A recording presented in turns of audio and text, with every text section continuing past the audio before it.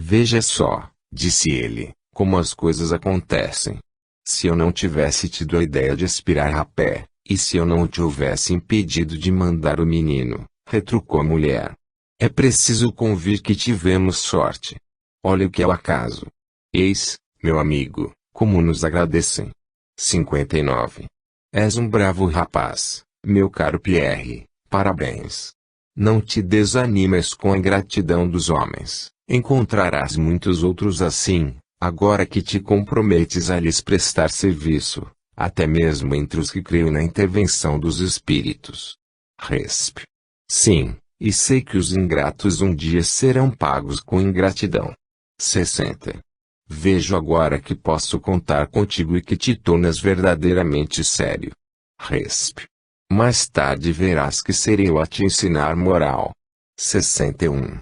Como qualquer outro, eu necessito e receberei de bom grado os conselhos, venham de onde vierem. Eu te disse que queria que praticasses uma boa ação, estás disposto? Resp. Podes duvidar disso? 62. Creio que um de meus amigos está ameaçado de grandes decepções. Se continuar seguindo o mau caminho em que se encontra, suas ilusões poderão perdê-lo. Gostaria que tentasses reconduzi-lo ao bom caminho, por meio de algo que pudesse impressionar vivamente. Compreendes o meu pensamento? Resp. Sim, gostarias que eu lhe produzisse alguma manifestação agradável, uma aparição, por exemplo, mas isso não depende de mim. Entretanto, posso dar provas sensíveis da minha presença quando isso me for permitido. Bem o sabes. Observação. O médium ao qual este espírito parece estar ligado é advertido de sua presença por uma impressão muito sensível, mesmo quando não pense em chamá-lo. Reconhece-o por uma espécie de arrepio que sente nos braços, no dorso e nas espáduas, mas algumas vezes os efeitos são mais enérgicos.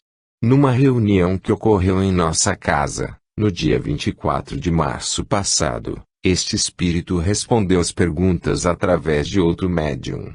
Falava-se de sua força física. De repente, como que para dar uma prova, ele agarrou um dos assistentes pela perna e, por meio de um abalo violento, levantou-o da cadeira e o atirou, assombrado, do outro lado da sala. 63. Farás o que quiseres, ou melhor, o que puderes.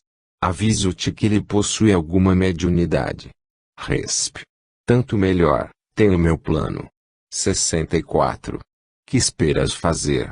Resp. Primeiro vou estudar a situação, ver de que espíritos ele se acha cercado e se há meios de fazer algo com estes. Uma vez em sua casa eu me anunciarei, como fiz na tua. Interpelar-me-ão e responderei, sou eu, Pierre Lee Flamande, mensageiro espiritual, que venho pôr-me ao vosso serviço e que, ao mesmo tempo, desejaria vos agradecer. Ouvi dizer que acalentais certas esperanças que vos transtornam a cabeça e já vos fazem virar as costas aos amigos. Creio de meu dever, em vosso próprio interesse, advertir-vos de quanto vossas ideias estão longe de ser proveitosas à vossa felicidade futura. Palavra de Lee Flamande, posso garantir que vos venho visitar imbuído das melhores intenções. Temei a cólera dos espíritos e, mais ainda, a de Deus, e crede nas palavras de vosso servidor, que garante que a sua missão é inteiramente voltada ao bem. Se me expulsarem, voltarei 3 vezes e depois verei o que terei a fazer. É isso? 65. Muito bem, meu amigo, mas não digas nem mais, nem menos. Resp. Palavra por palavra. 66. Mas se te perguntarem quem te encarregou dessa missão, o que responderás? Resp. Que foram os espíritos superiores. Para o bem, posso não dizer toda a verdade. 67. Tu te enganas, desde que agimos para o bem, é sempre por inspiração dos espíritos bons. Assim, tua consciência pode ficar tranquila, porquanto os espíritos maus jamais nos impelem a fazer boas coisas. Resp. Está entendido. 68. Agradeço-te e te felicito pelas tuas boas disposições. Quando queres ser chamado para me dares conta do resultado de tua missão? Resp. Eu te avisarei. Música de além-túmulo. O espírito Mozart acaba de ditar ao nosso excelente médium, Sr. Brion Dorgeval, um fragmento de sonata. Como meio de controle, este último fez ouvir por diversos artistas, sem lhes indicar a fonte, simplesmente perguntando-lhes o que achavam do trecho. Todos reconheceram, sem hesitação, o estilo de Mozart.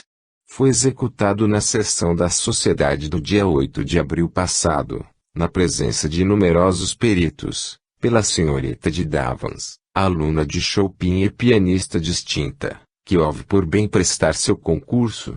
Como elemento de comparação, a senhorita Davans executou previamente uma sonata que Mozart compusera quando vivo. Todos foram concordes em reconhecer não apenas a perfeita identidade do gênero, mas ainda a superioridade da composição espírita. Em seguida, um trecho de Chopin foi executado pela mesma pianista que, novamente, revelou seu talento habitual. Não poderíamos perder essa ocasião para invocar os dois compositores, com os quais tivemos a seguinte conversa. Mozart 1. Sem dúvida sabeis o motivo por que vos chamamos. Resp. Vosso chamado me dá imenso prazer. 2. Reconheceis como tendo sido por vós ditado o trecho que acabamos de ouvir? Resp. Sim, muito bem. Reconheço perfeitamente. O médium que me serviu de intérprete é um amigo que não me traiu. 3. Qual dos dois trechos preferis? Resp. Sem comparação, o segundo. 4. Por quê? Resp. Nele a doçura e o encanto são, ao mesmo tempo, mais vivos e mais ternos. Observação, com efeito, são qualidades reconhecidas no trecho. 5. A música do mundo que habitais pode ser comparada à nossa. Resp. Teríeis dificuldade em compreendê-la. Temos sentidos que, por ora, ainda não possuís. 6. Disseram-nos que em vosso mundo há uma harmonia natural, universal, que não encontramos na Terra. Resp. É verdade. Em vosso planeta fazeis a música. Aqui, a natureza inteira faz ouvir sons melodiosos. 7. Poderíeis tocar piano? Resp. Sem dúvida que posso, mas não o quero. Seria inútil. 8. Entretanto, seria poderoso motivo de convicção. Resp. Não estáis convencidos ainda? Observação. Sabe-se que os espíritos jamais se submetem a provas. Muitas vezes fazem espontaneamente aquilo que não lhes pedimos. Esta, aliás, entra na categoria das manifestações físicas, com as quais não se ocupam os espíritos elevados. 9. Que pensais da recente publicação de vossas cartas? Resp. Revivaram bastante a minha lembrança. 10. Vossa lembrança está na memória de todo mundo. Poderíeis avaliar o efeito que essas cartas produziram na opinião pública? Resp. Sim, tornei-me mais amado e as criaturas se apegaram muito mais a mim como homem do que antes. Observação. Estranha sociedade. A pessoa que fez estas últimas perguntas confirma que foi exatamente essa impressão produzida por aquela publicação. 11. Desejamos interrogar Chopin. Será possível? Resp. Sim, ele é mais triste e mais sombrio do que eu. Chopin. 12. Após evocação, poderíeis dizer-nos em que situação vos encontrais como espírito? Resp. Ainda errante. 13. Tendes saudades da vida terrena? Resp. Não sou infeliz. 14. Sois mais feliz do que antes? Resp. Sim, um pouco. 15. Dizeis um pouco, o que significa que não há grande diferença. O que vos falta para serdes mais feliz? Resp. Digo um pouco em relação àquilo que poderia ter sido, porque, com minha inteligência, eu poderia ter avançado mais do que o fiz. 16. Esperais alcançar um dia a felicidade que vos falta atualmente? Resp. Certamente ela virá. Antes, porém, serão necessárias novas provas. 17. Disse Mozart que sois sombrio e triste. Por quê? Resp. Mozart disse a verdade. Entristeço-me por haver empreendido uma prova que não realizei bem e por não ter mais coragem de recomeçá-la. 18. Como considerais as vossas produções musicais? Resp. Eu as prezo muito, mas em nosso meio fazemo-las melhores, sobretudo as executamos melhor. Dispomos de mais recursos. 19. Quem são, pois, os vossos executantes? Resp. Sob nossas ordens temos legiões de executantes que tocam nossas composições com 1000 vezes mais arte do que qualquer um dos vossos. São músicos completos. O instrumento de que se servem é, por assim dizer, a própria garganta. São auxiliados por alguns instrumentos, espécies de órgãos de uma precisão e de uma melodia que, parece, ainda não podeis compreender. 20. Sois errante. Resp. Sim, isto é, não pertenço, com exclusividade, a nenhum planeta. 21. Os vossos executantes também são errantes. Resp. Errantes como eu. 22. A Mozart, poderias explicar-nos o que acaba de dizer Chopin? Não compreendemos essa execução por espíritos errantes. Resp. Compreendo vossa surpresa, entretanto, já vos dissemos que há mundos particularmente destinados aos seres errantes, mundos que lhes podem servir de habitação temporária, espécies de bivaques, de campos onde descansem de uma demasiado longa erraticidade, estado este sempre um tanto penoso. 23. A Chopin, reconheceis aqui um de vossos alunos? Resp. Sim, parece. 24. Assistiríeis à vontade à execução de um trecho de vossa composição? Resp. Isso me dará muito prazer, sobretudo se executado por alguém que de mim guardou uma boa recordação. Que ela recebe os meus agradecimentos. 25. Qual a vossa opinião sobre a música de Mozart? Resp. Aprecio-a bastante. Considero Mozart como meu mestre. 26. Partilhais de sua opinião sobre a música de hoje? Resp. Mozart disse que a música era mais bem compreendida em seu tempo do que hoje. Isso é verdade. Entretanto, objetarei que ainda existem verdadeiros artistas. Mundos intermediários ou transitórios. Numa das respostas que foram dadas em nosso número anterior, vimos que haveria, ao que parece, mundos destinados aos espíritos errantes. A ideia de tais mundos não se achava na mente de nenhum dos assistentes e ninguém nela teria pensado não fosse a revelação espontânea de Mozart, nova prova de que as comunicações espíritas podem ser independentes de qualquer opinião preconcebida. Visando aprofundar essa questão, nós a submetemos a um outro espírito, fora da sociedade e através de outro médium, que não lhe tinha nenhum conhecimento. 1. A Santo Agostinho. De fato, como já foi dito, mundos que servem de estações ou pontos de repouso aos espíritos errantes. Resp. Sim, mas eles são gradativos, isto é, entre os outros mundos ocupam posições intermédias, de acordo com a natureza dos espíritos que a eles podem ter acesso e onde gozam de maior ou menor bem-estar. 2. Os espíritos que habitam esses mundos podem deixá-los livremente. Resp. Sim, os espíritos que se encontram nesses mundos podem deixá-los, a fim de irem para onde devam ir.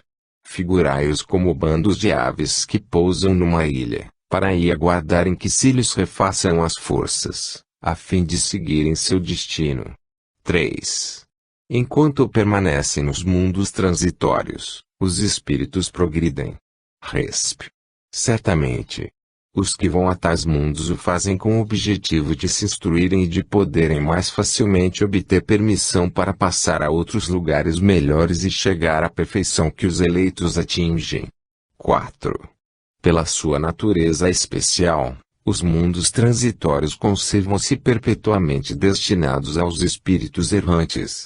Resp. Não, A condição deles é meramente temporária. 5. Esses mundos são ao mesmo tempo habitados por seres corpóreos. Resp. Não. 6. Tem uma constituição semelhante à dos outros planetas. Resp. Sim, mas estéril neles a superfície. 7. Por que essa esterilidade? Resp. Os que os habitam de nada precisam. 8. É permanente essa esterilidade decorre da natureza especial que representam. Resp. Não, são estéreis transitoriamente. 9. Os mundos dessa categoria carecem então de belezas naturais. Resp. A natureza reflete as belezas da imensidade, que não são menos admiráveis do aquilo a que dais o nome de belezas naturais. 10. Há desses mundos em nosso sistema planetário.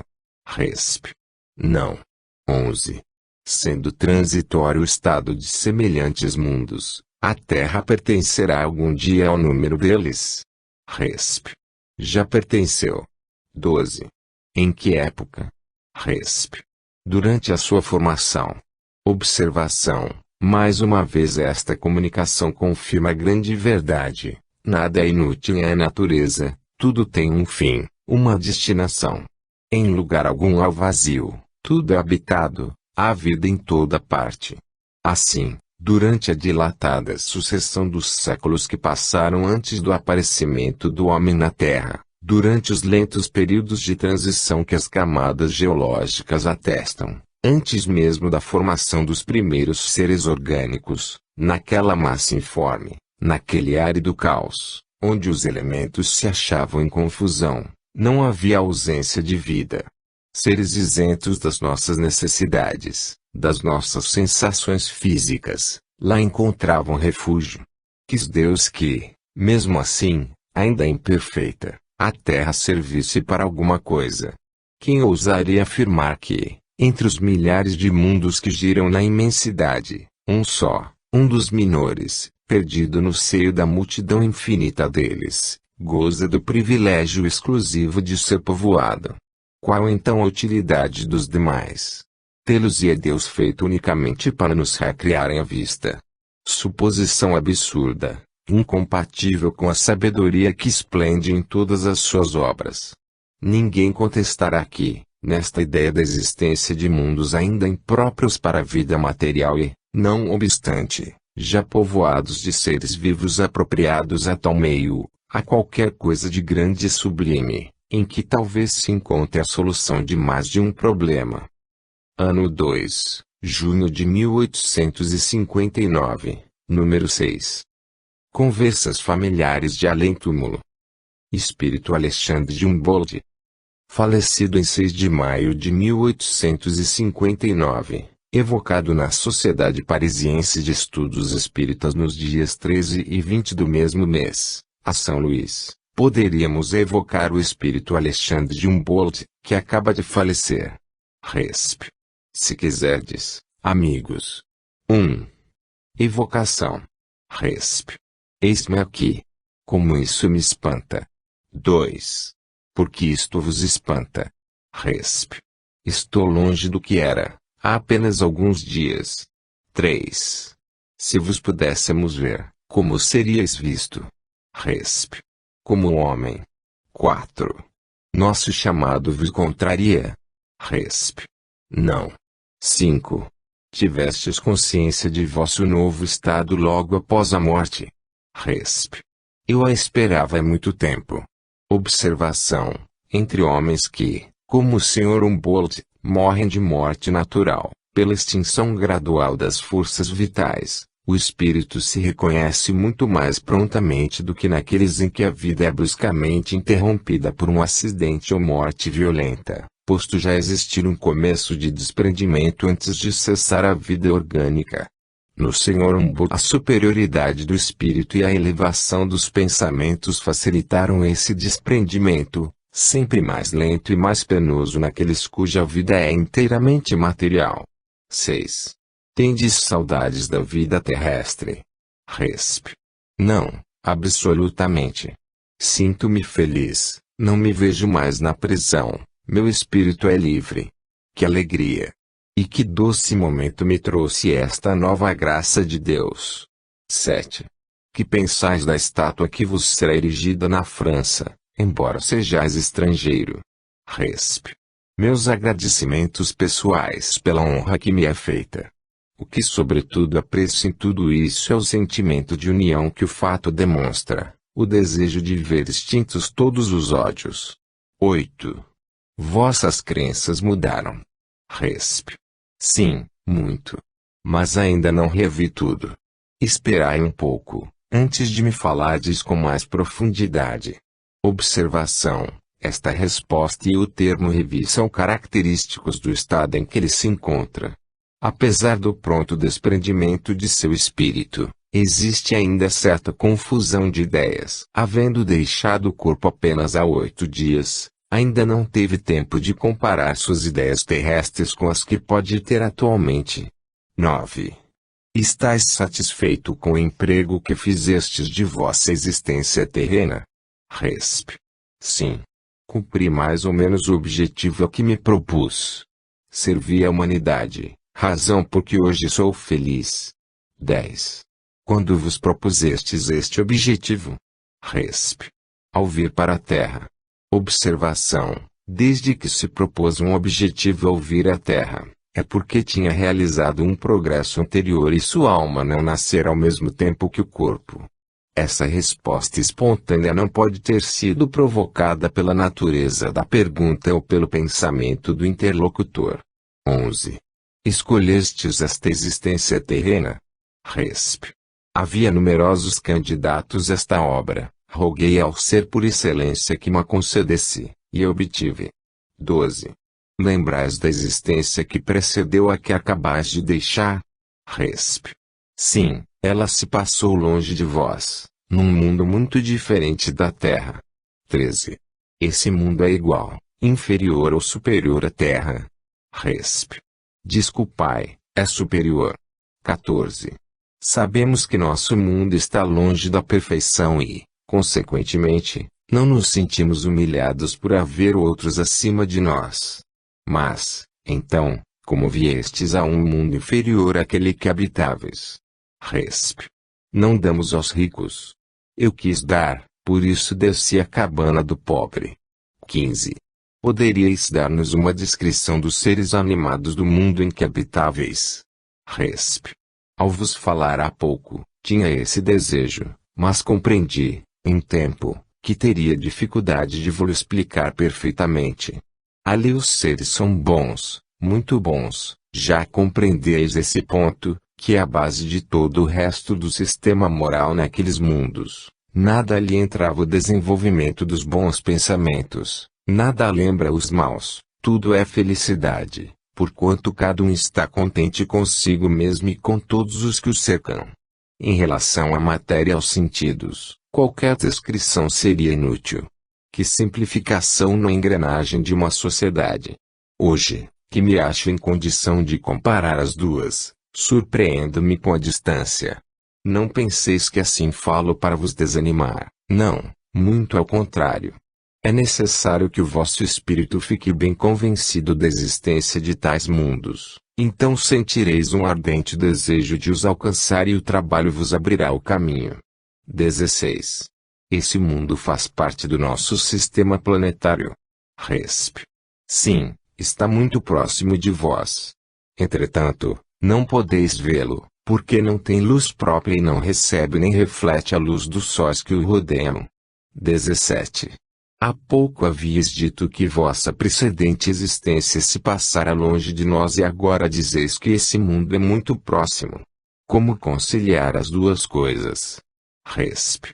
Considerando-se as vossas distâncias e medidas terrenas, ele está longe de vós.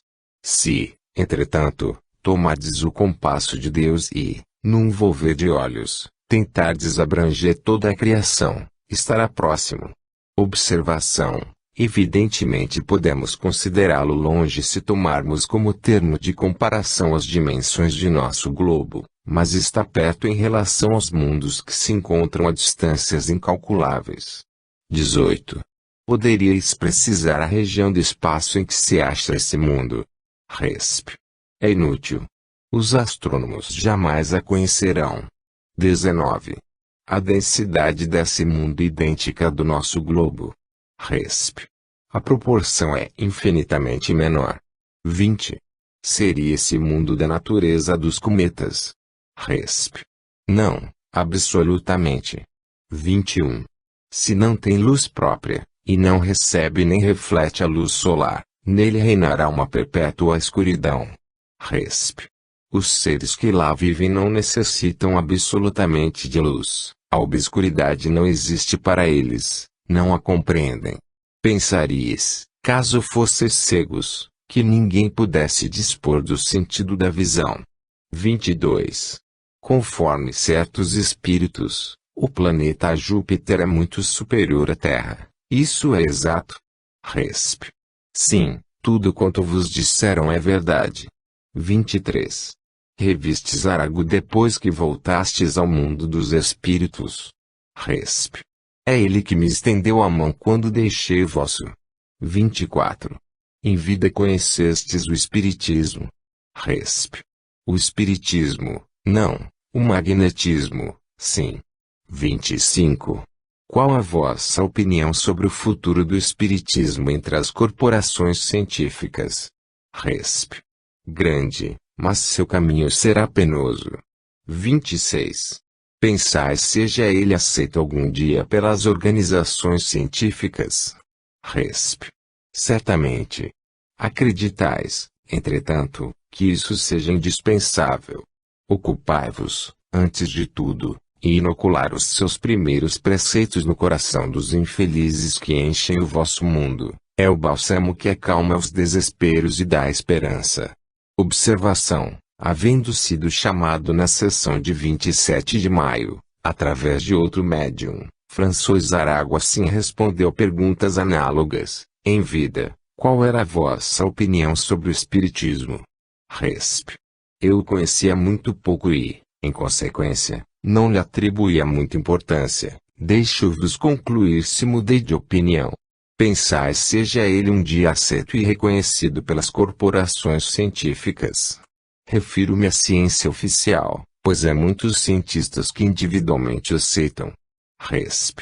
Não somente o penso, como tenho certeza, ele terá o destino de todas as descobertas úteis à humanidade, achincalhado, a princípio, pelos sábios orgulhosos e pelos tolos e ignorantes, acabará sendo por todos reconhecido. 27. Qual a vossa opinião sobre o Sol que nos ilumina? Resp.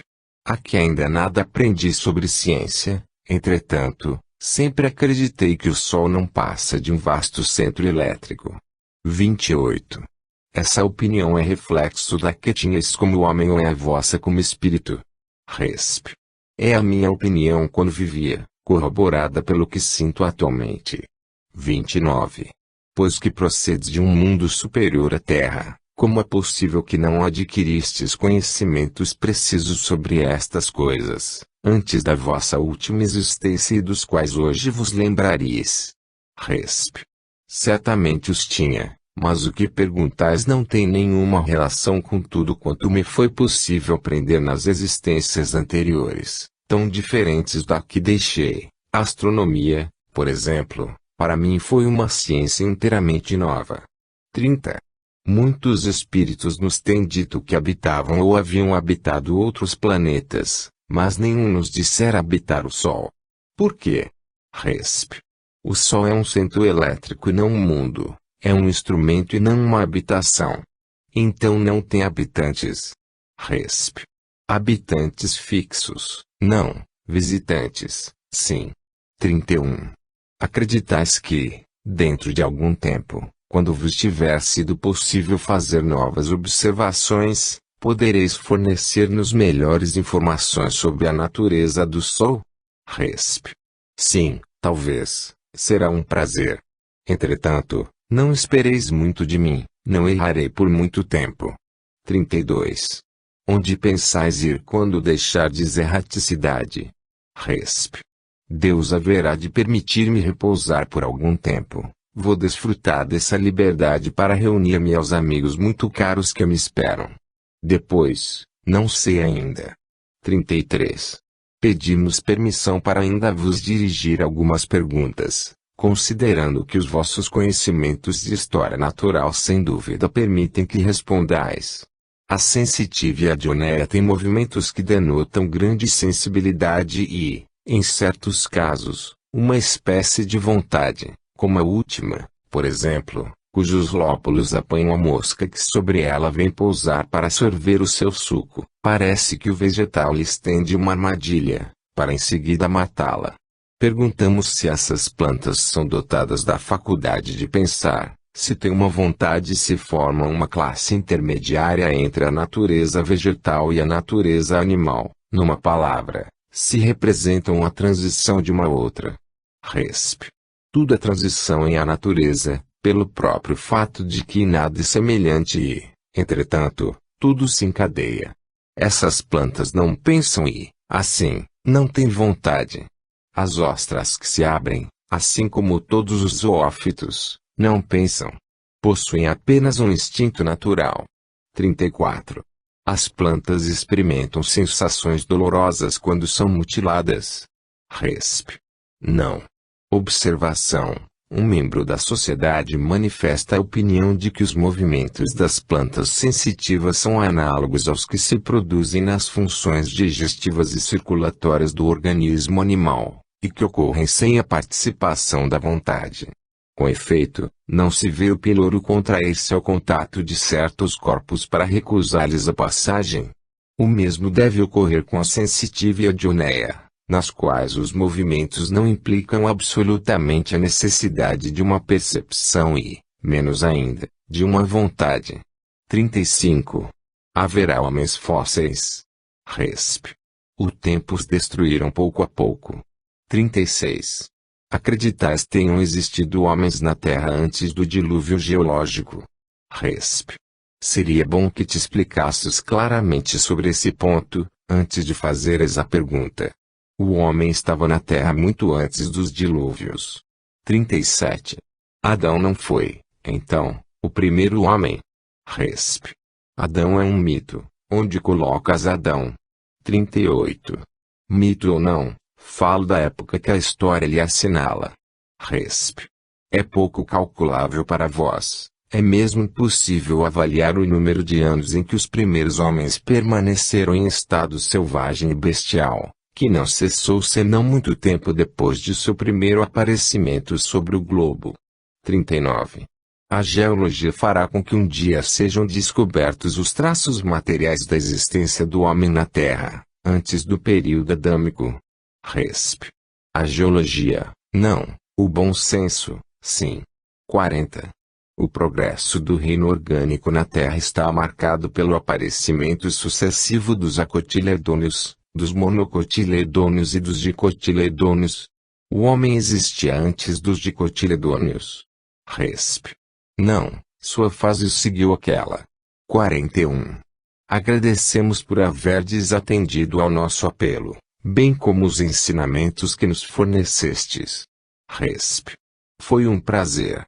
Adeus, até vista. Observação. Esta comunicação se distingue por um caráter geral de bondade, de benevolência e de uma grande modéstia, sinal incontestável da superioridade desse espírito. Aí, com efeito, não há nenhum traço de jactância, de basófia, de desejo de dominar e de impor-se, que se nota nos que pertencem à classe dos pseudo-sábios, espíritos sempre mais ou menos imbuídos de sistemas e de preconceitos, que procuram fazer prevalecer tudo no espírito Humboldt, mesmo os pensamentos mais belos, respira simplicidade e denota a ausência de pretensão. Goethe. Sociedade Parisiense de Estudos Espíritas, 25 de março de 1856. 1. Evocação. Resp. Estou convosco. 2. Em que situação vos encontrais como espírito, errante ou reencarnado? Resp. Errante. 3. Sois mais feliz do que quando vivo? Resp. Sim, pois me desembaracei do corpo grosseiro e percebo que antes não via. 4. Parece-me que em vida não tinhas uma situação infeliz. Em que consiste a superioridade de vossa atual situação? Resp. Acabo de dizê-lo, vós, adeptos do Espiritismo, deveis compreender essa situação. 5. Qual a vossa opinião atual sobre o Fausto? Resp. É uma obra que tinha como objetivo mostrar a vaidade e o vazio da ciência humana e, por outro lado, naquilo que havia de belo e de puro, exaltar o sentimento do amor, castigando-o no que continha de desregrado e de mal. 6. Foi por uma certa intuição do Espiritismo que descrevestes a influência dos espíritos maus sobre o homem. Como fostes levado a fazer essa descrição? Resp. Eu tinha a lembrança quase exata de um mundo onde via atuar a influência dos espíritos sobre os seres materiais. 7. Lembráveis, então, de uma precedente existência? Resp. Sim, certamente. 8. Poderias dizer-nos se tal existência ocorreu na Terra? Resp. Não, porque aqui não se vê os espíritos agindo, foi realmente num outro mundo. 9. Mas, então, devia tratar-se de um mundo superior à Terra, desde que aí podíeis ver os espíritos em ação. Como pudestes vir de semelhante mundo para reencarnar num orbe inferior como o nosso? Retrogradastes. Dignai-vos explicar o que se passou. Resp. Era um mundo superior até certo ponto, mas não como entendeis. Nem todos os mundos têm a mesma organização, sem que, por isso, tenham uma grande superioridade.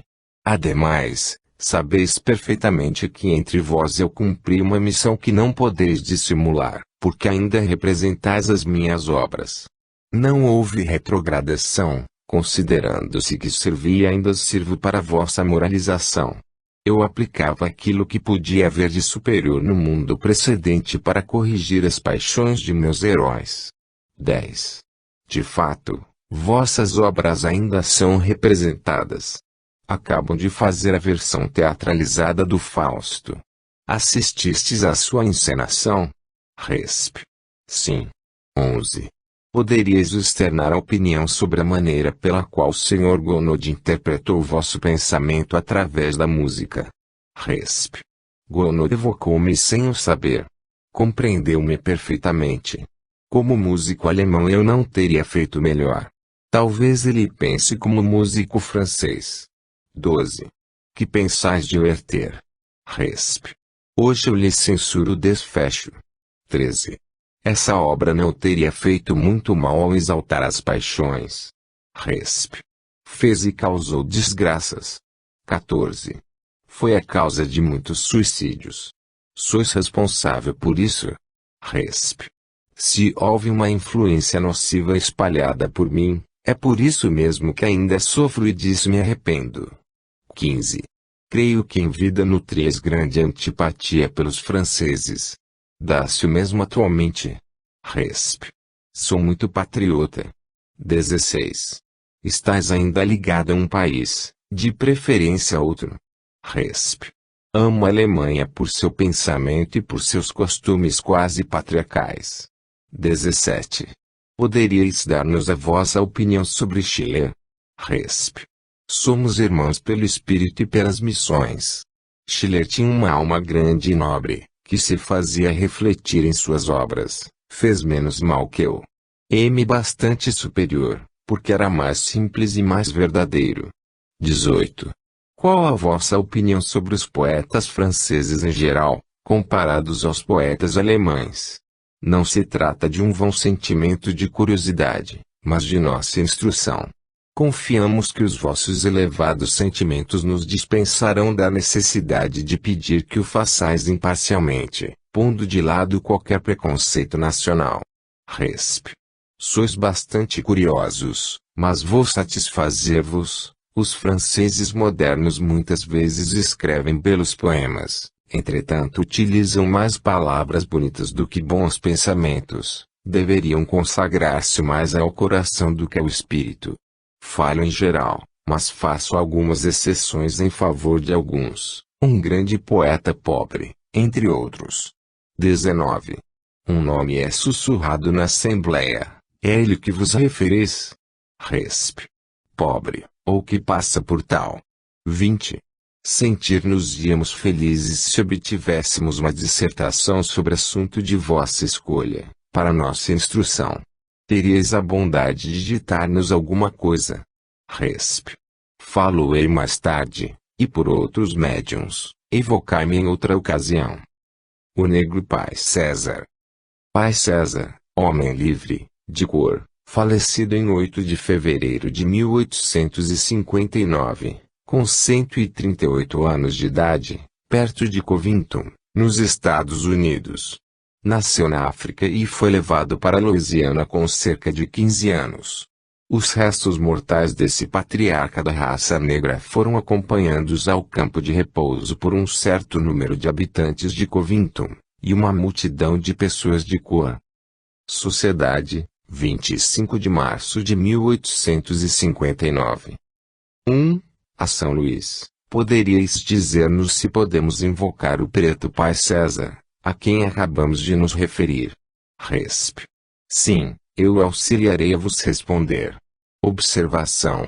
Esse começo faz pressagiar o estado do espírito que desejamos interrogar. 2. Evocação. Resp. O que desejais de mim? O que faz um pobre espírito como eu numa reunião como a vossa? 3. Sois mais feliz agora do que em vida? Resp. Sim, porquanto não era boa a minha situação na terra. 4. Entretanto, estáveis livre, em que sois mais feliz agora? Resp. Porque meu espírito não é mais negro. Observação. Essa resposta é mais sensata do que parece à primeira vista. Certamente o espírito jamais é negro. Ele quer dizer que, como espírito, não sofre mais as humilhações a que está exposta a raça negra. 5. Vivestes muito tempo. Isso aproveitou ao vosso progresso. Resp. Eu me aborreci na terra e, numa certa idade, não sofreria bastante para ter a felicidade de progredir. 6. Em que empregais o tempo atualmente? Resp. Procura esclarecer-me e saber em que corpo poderei fazê-lo. 7. Quando estáveis na terra o que pensáveis dos brancos? Resp.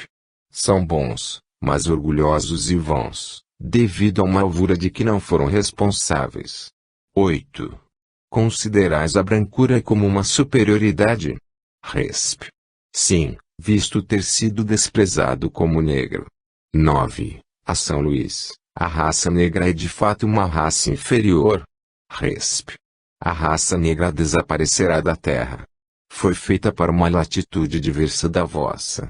10. Ó Pai César, dissestes que procurais um corpo através do qual podereis progredir. Escolhereis um corpo branco ou um corpo negro? Resp. Um branco, porque o desprezo me faria mal. 11.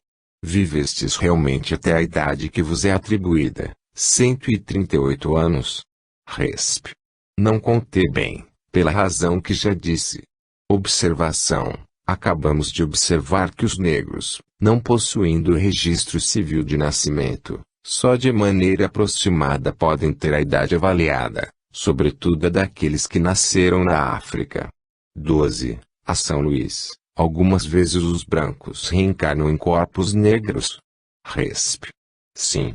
Quando, por exemplo, um senhor maltratou um escravo, pode acontecer que peça, como expiação, para viver num corpo de negro, a fim de sofrer, por sua vez, o que fez padecer os outros, progredindo por esse meio e obtendo perdão de Deus. Ano 2, julho de 1859, número 7. Conversas familiares de além-túmulo. Notícias da guerra. O governo permitiu que jornais avessos à política dessem notícias da guerra, como, porém, são abundantes os relatos de todos os gêneros, seria inútil repeti-los aqui.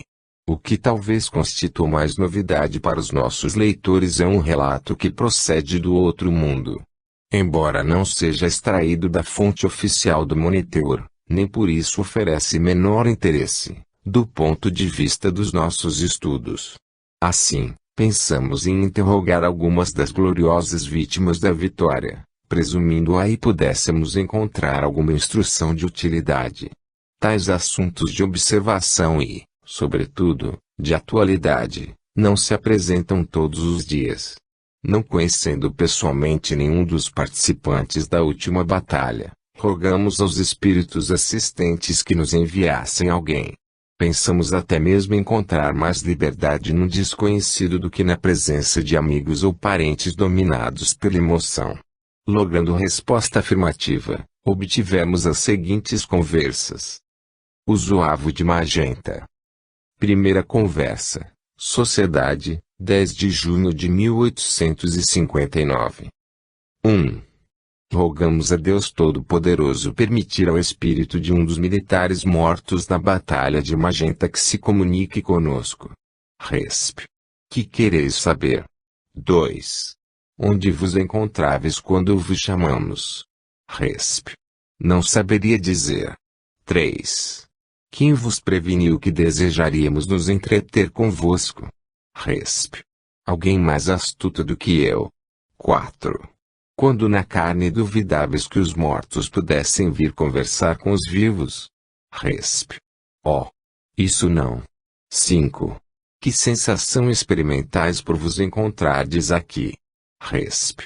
Isso me dá prazer, conforme dizem, deveis fazer grandes coisas. 6. A que corpo do exército pertenceis? Alguém diz em voz baixa, pela linguagem deve ser um Zuzu. Resp. Ah! Dissestes bem. 7. Qual era o vosso posto? Resp. O de todo mundo. 8. Como vos chamáveis? Resp. José Piedade. 9. Como morrestes? Resp. Quereis saber tudo sem nada pagar? 10. Ora, vamos. Não perdestes o vosso bom humor. Falai primeiro, depois pagaremos. Como morrestes? Resp. De uma mecha que dispararam contra mim. 11. Ficastes contrariado com a morte? Resp. Não. Palavra de honra. Estou bem aqui. 12. No momento da morte percebestes logo que havíeis morrido? Resp. Não, eu estava tão atordoado que não podia acreditar. Observação. Isto concorda com o que temos observado nos casos de morte violenta. Não se dando conta imediatamente de sua situação, o espírito não se julga morto.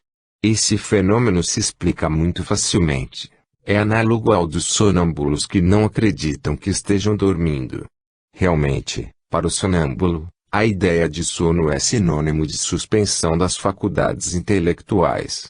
Ora, como ele pensa, não acredita que dorme, só mais tarde o reconhece a verdade, ao se familiarizar com o sentido ligado a essa palavra. Acontece a mesma coisa com o espírito surpreendido por morte súbita, quando não se havia preparado para a separação do corpo. Para ele a morte é sinônimo de destruição, de aniquilamento. Ora, desde que vê, sente e raciocina, julga não ter morrido. É necessário certo tempo para poder reconhecer-se. 13. No momento em que morrestes a batalha não havia ainda terminado.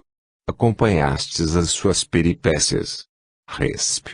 Sim, pois já vos disse que não me julgava morto, queria continuar maltratando os cães do outro lado. 14. Que sensação experimentáveis? Resp. Eu estava encantado, sentia-me muito leve. 15. Víeis os espíritos dos vossos camaradas ao deixar o corpo? Resp. Não me preocupava com isso, pois não me julgava morto. 16. Nesse momento, em que se tornava essa multidão de espíritos que deixava a vida no fragor da batalha? Resp. Creio que faziam o mesmo que eu. 17. Ao se acharem reunidos no mundo espiritual, que pensavam os espíritos que se batiam mais encarniçadamente? Ainda revelavam animosidade uns contra os outros? Resp. Sim, durante algum tempo e conforme o seu caráter. 18. Reconhecei-vos melhor agora. Resp.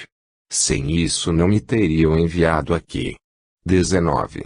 Poderias dizer-nos se, Entre os espíritos de pessoas mortas há muito tempo, não se encontravam alguns interessados no desfecho da batalha.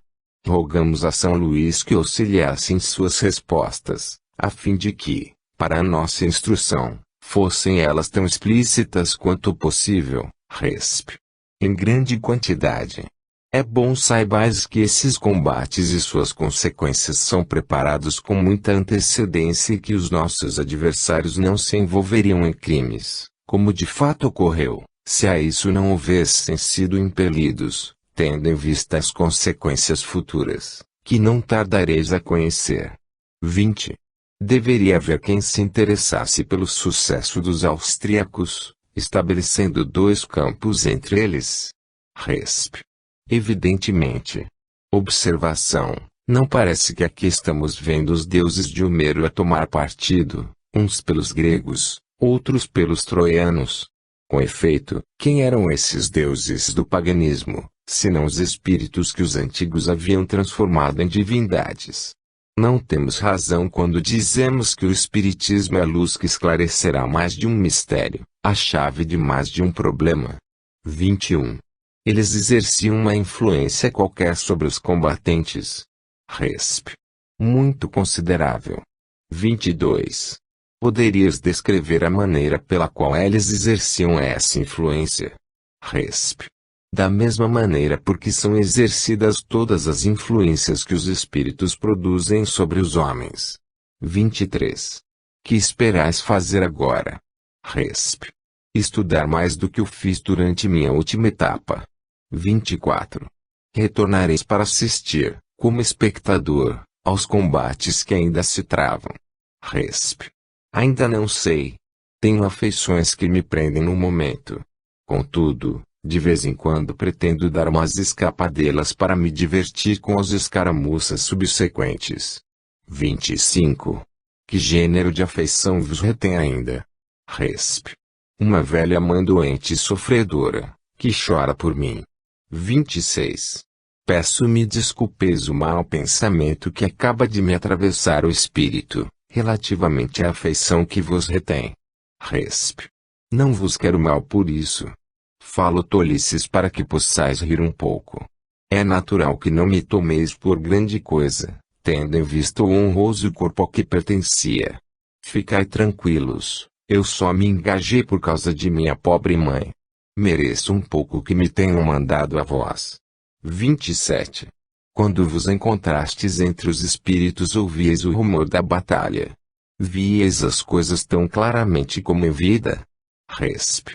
A princípio eu a perdi de vista, mas depois de algum tempo via muito melhor, porque percebia todas as artimanhas. 28. Pergunto se ouvíeis o troar dos canhões. Resp. Sim. 29. No momento da ação, pensáveis na morte e naquilo em que vos tornaríeis, caso fosseis morto. Resp. Eu pensava no que seria de minha mãe. 30. Era a primeira vez que entráveis no fogo de uma batalha. Resp.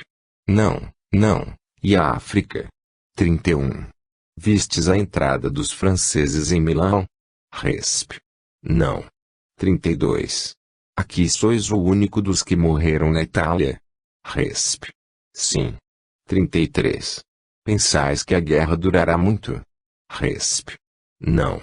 É fácil e, ademais, de pouco valor essa predição.